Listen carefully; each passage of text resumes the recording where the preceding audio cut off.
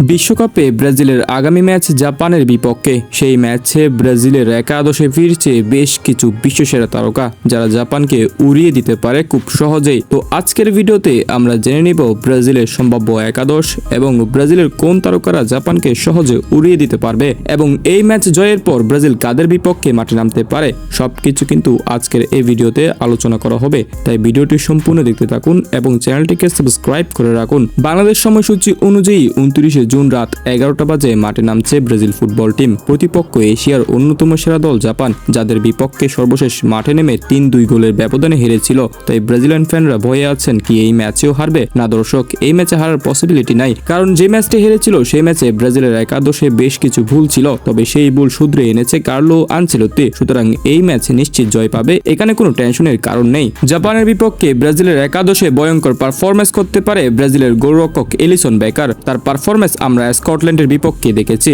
প্রতিটি সেভ যেন অবরুদ্ধ ছিল।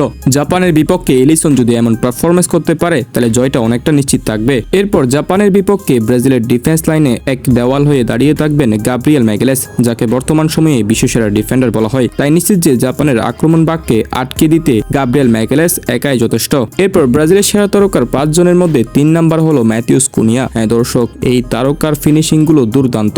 স্ট্রাইক পজিশনে দাঁড়িয়ে যে কোনো বলকে জালবারে আবদ্ধ করতে পারেন। সর্বশেষ ব্রাজিলের ম্যাচগুলোতে দুর্দান্ত পারফরমেন্স দেখতে পেয়েছি আমরা, তাই জাপানের বিপক্ষে এই তারকা নিশ্চিত গোল করবেন। এরপর এই লিস্টে 4 নম্বরে রয়েছে ভিনিসিয়াস জুনিয়র, যাকে ব্রাজিলের লেফট উইং এর প্রাণ বুমরা বলা হয়। ভিনিসিয়াস জুনিয়র ছাড়া ব্রাজিল বর্তমানে অচল। তার পারফরমেন্স ব্রাজিলকে আজ অনেক দূরে নিয়ে গেছে। ভিনিসিয়াস জুনিয়র গ্রুপ পর্বে শেষ 3 ম্যাচে হয়েছেন ম্যাচ সেরা তারকা। সুতরাং জাপানের রাইট ব্যাককে নাকানি চুবানি খাওয়াতে তিনি একাই যথেষ্ট। এরপর এই তালিকার 1 নম্বরে রয়েছে নেইমার জুনিয়র। ব্রাজিলের কিং নেইমার মাঠে ফিরলে ব্রাজিল শক্তি পায়। ব্রাজিলের প্রত্যেক প্লেয়ার একজোট হয়ে খেলতে পারে নেইমারকে সঙ্গে নিয়ে। তবে কার্লো আনচেলত্তি শুরুর একাদশ থেকে নেইমারকে রাখবে কিনা সেটা এখনো প্রশ্নবিদ্ধ। তবে ধারণা করা যাচ্ছে যে ম্যাচের 60 বা 70 মিনিট পর নেইমারকে মাঠে রাখতে পারেন কার্লো আনচেলত্তি। তবে শুরুর একাদশে চান্স না পাওয়ার সম্ভাবনা কিন্তু বেশি আছে, বাট শেষ 10 মিনিট যা নামবেন তাতেই ইম্প্যাক্ট তৈরি করতে পারেন। আমরা সর্বশেষ স্কটল্যান্ডের বিপক্ষে নেইমারের পারফরমেন্স দেখেছি। শেষ কয়েক মিনিট মাঠে নেমে একাই করেছিলেন 3টা চান্স ক্রিয়েট। তাই জাপানের বিপক্ষে মাঠে নেমে এমন পারফরমেন্স করতে পারলে জাপানকে খুব সহজে হারিয়ে দিতে পারবে।